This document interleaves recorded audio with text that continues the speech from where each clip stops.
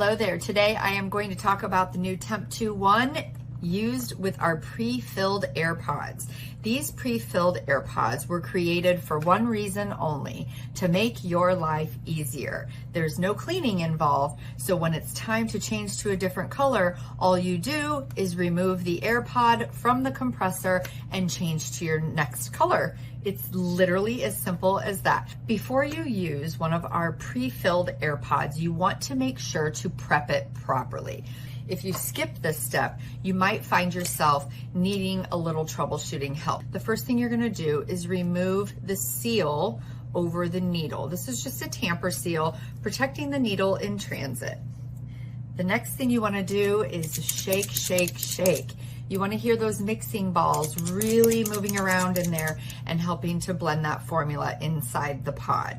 Okay, the next thing you're gonna do is just give this tail cap a light wiggle. So just wiggle it and pop it off. First thing we're gonna do is we're going to tip the pod so that the needle end is pointing upward. Grab that clear plastic loop, pull that back and forth. Then open the plug that's on the top.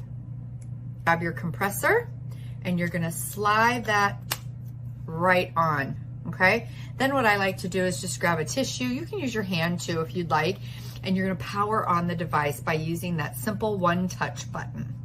Okay, then what you're gonna do is aim towards that tissue, pull back on your soft touch control until you see the formula escape. Once you're there, you are ready to spray. Key points to remember: making sure that you're moving in overlapping controlled circles around the face, because that is your blending motion. So think of it as your finger pulling back on the soft touch trigger is the application method, and the circles are the blending method, all in one step. All right, the next thing you want to remember is lightly pulling back on that soft touch control. Don't pull it all the way back. You'll release too much makeup in one step and it won't dry properly. So light buildable layers. We're first gonna go in and we're gonna spot treat any areas that might need a little extra coverage. I'm gonna go ahead and start right through here, and I actually have a couple spots I want to go ahead and target. You're gonna be 1 to 2 inches from the face, lightly pulsing on that soft touch control, hovering over that spot, just light, soft circles. Move over here, do the same thing. If you'll see, it just disappears. Let's go ahead and focus on toning down the redness around my face.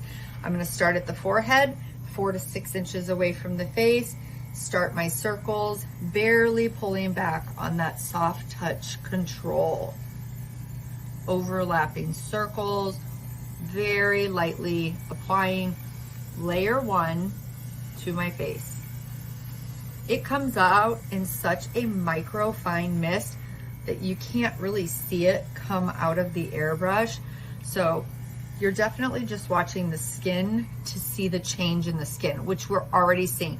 We're already seeing the redness tone down significantly. And then we'll go ahead and focus on the areas where we want perhaps a little bit more coverage, or perhaps we want to see a little bit more blending happening with the skin around, like on the neck.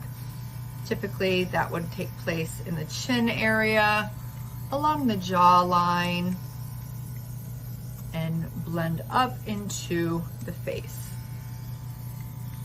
Light layers, guys, don't forget light layers.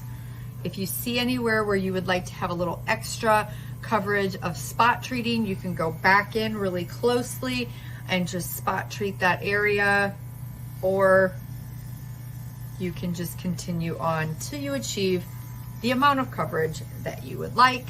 What we're gonna do now is we're gonna power off the device. We're gonna remove the pod from the device. So you're gonna push down on this button, snap down on the front of the pod and break it off of the compressor. And then we're talking about storage. So first things first, close that plug nice and firmly, okay? Then what I'd like you to do is one quick check to make sure we are properly primed. Pull that loop again and quickly release it. The magic click is what you want to hear to be sure that the pod is operational. Now, grab your tail cap, put that back on, and when you put your pod in storage, I recommend keeping this cap on and also storing it flat.